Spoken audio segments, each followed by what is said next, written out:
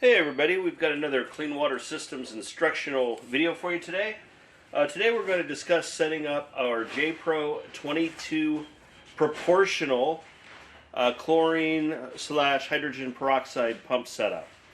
So we've unboxed everything. You have your 15-gallon tank, you have your pump, you have your flow meter with the fittings to adapt to pipe.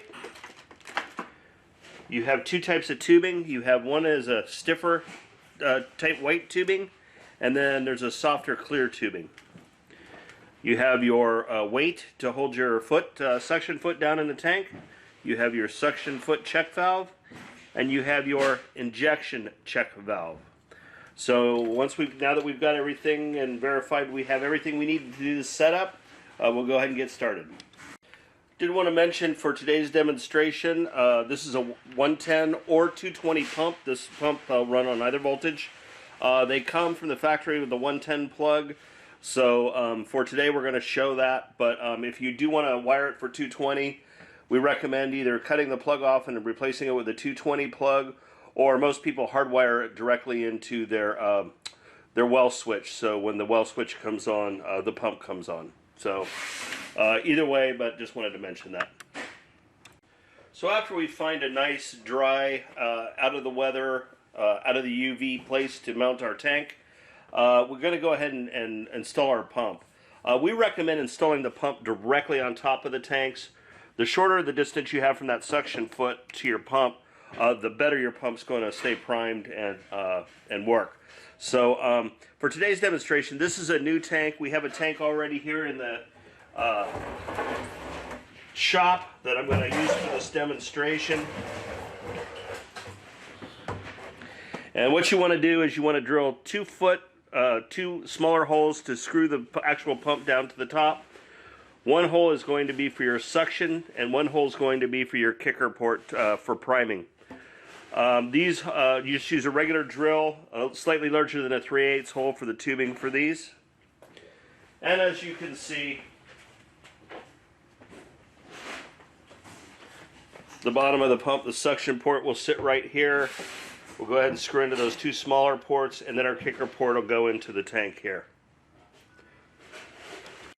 So the first thing we're going to do is go ahead and install our suction portion of this. So you're going to take a piece of that clear tubing, and ideally what you want is your suction foot here to be 2 inches off the bottom of the tank. So if you measure from the bottom of the tank up, subtract 2 inches from this and 2 inches from the bottom of the tank, go ahead and cut your line. So the first thing we'll do is put the plastic line onto the suction foot. Now this suction foot has a little cone on it, and you want to make sure that this line goes all the way up to this step. So partially on like this is not good. So what you're after is to have that guy all the way up against the step like this. You kind of want to hold the tube with this hand as you're installing it. You don't need any thread tape or thread lube of any kind on this. These are just all hand tight. Don't use wrenches and over tighten them. And that's how you install that. We're then going to go ahead and slide our weight on. So this is going to be the line that sits down into your solution tank. So what we'll do, we'll go ahead and feed this back up through our suction hole.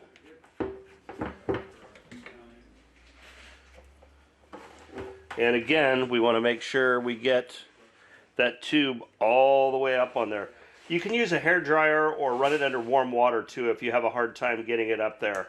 That especially comes handy with the harder tubing we're going to use. So as you can see, this now drops down our suction foot into the solution. Second thing we're going to want to do is take another short piece of the clear tubing, and this is going to come off of the kicker port. This is used to prime the pump. So we'll go ahead and remove this, and then this will just go back into the tank, because when we're primed after the pump's primed, we're going to leave this slightly open just to keep the prime in the pump. So again, go ahead and put your fitting on there. Make sure you get it all the way up against here. If you get any air leaks in these connections at all, your pump will not stay primed. And then this one, it'll simply go down into the hole, like so. So we now have our suction fitting line installed. We have our kicker line installed. We've gone ahead and screwed the pump down to the tank so it's mounted nice. So now we're going to go ahead and hook up the injection check valve. That's this guy here. So on the injection check valves, these are set up to actually use up to a 4-inch T. Basically what you want to do is you want this port dripping down into the water flow or just slightly above the water flow. If you have another line and it's off to the side or whatever and your water flows here, it's not going to work. So what we recommend is, depending on what your plumbing is, these 1-inch Schedule 80 Ts work really well. Go ahead and insert this with a 1/2-inch MPT. And when this gets installed, as you can see, this tip is right in the direct flow path of the water. So this is ideal. You can trim these if you have a smaller T and it's too long. You can trim these back. It doesn't hurt to trim this back. You can use a hacksaw or some type of a finer saw to do that. But what you want to do is you want to make sure it's in that path like that. Ideally in the midstream somewhere in here. Okay? So for these, you want to go ahead and, this is the only fitting you're going to put a little thread tape on, a little thread lube, and then go ahead and install it in there or wherever you're at in your system.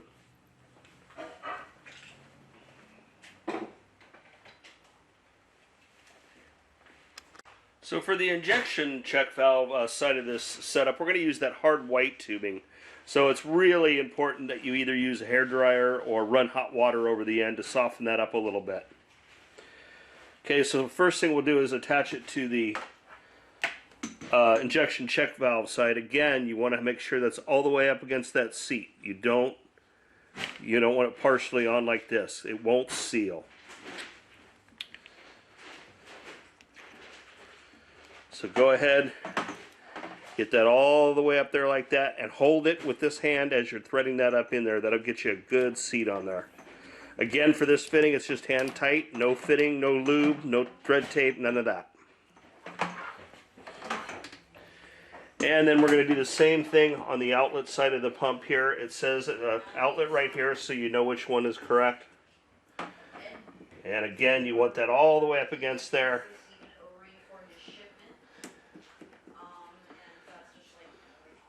Just like that. So I've gone ahead, added, all of our connections are complete.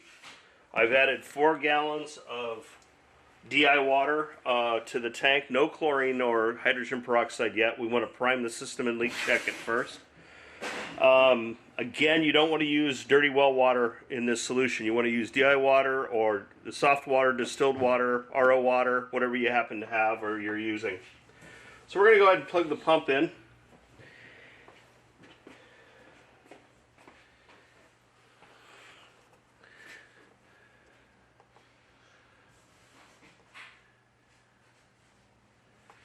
And the pump will be in manual mode when you get it. It'll say 100 here. So you can turn the pump on and off manually by hitting the on-off button. So what we're going to do is prime the pump to start. And we're going to do that in manual mode, and then I'll show you how to program it to set it up for your flow meter. So this little valve right here on top, you're going to open that counterclockwise a little bit and in order to prime the pump. So we'll go ahead and turn it on. And I'm going to slightly open this.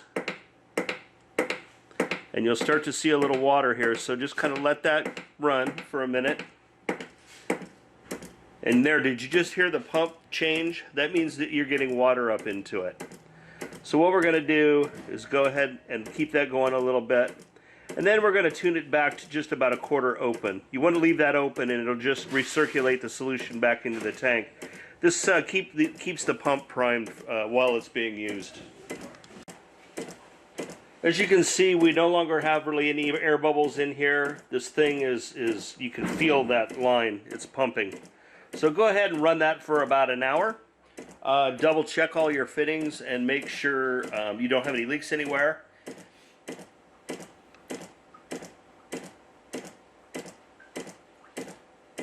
And then once you're verified that, we're going to go ahead and hit the on-off button.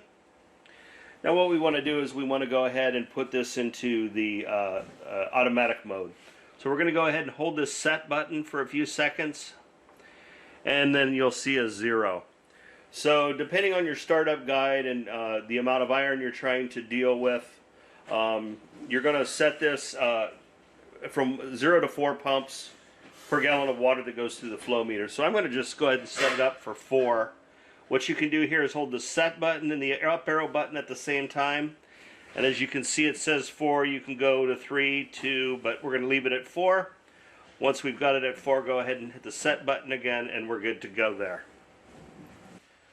So we're now going to hook up the line to our port. There's a little key here. You want to make sure that that gets put in correctly. And then to wire it up, go ahead and use wire nuts or tape.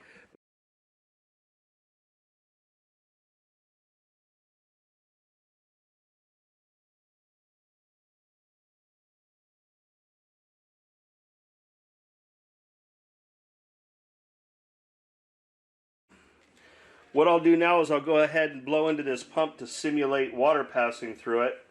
And for every gallon, you'll notice this thing will knock 4 times. Okay, so a gallon went through. I'll go through 1 more gallon.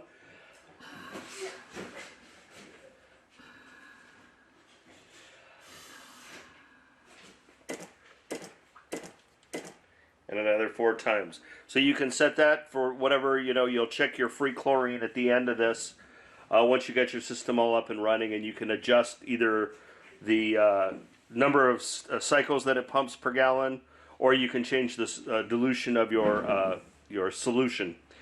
Okay, so that's all for today. Again, once you're to this point, you've got it all set up. Go ahead and add your 1 more gallon of solution in here. These are nice with the child-proof lids. You may want to put this in a secondary containment for safety if kids are running around it, playing around it. Other than that, you should have years of good service with this system. Okay, thanks.